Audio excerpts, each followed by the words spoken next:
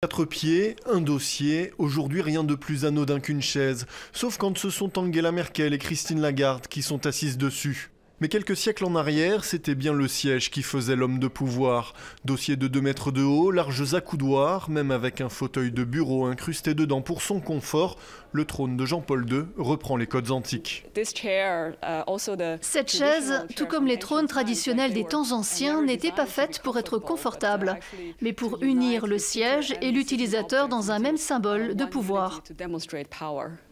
Asseoir son pouvoir, l'expression parle d'elle-même.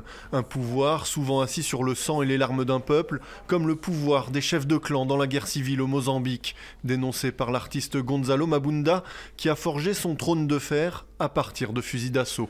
Les hommes de pouvoir en Afrique s'asseyaient sur ce genre de trône dans les temps anciens.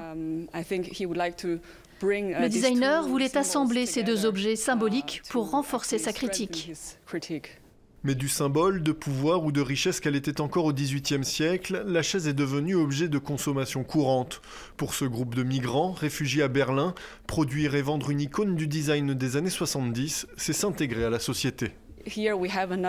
Ici, nous avons une autre interprétation de la relation entre le pouvoir et la chaise. Ce n'est plus un objet de pouvoir ou de luxe, mais un moyen de prendre en main son destin.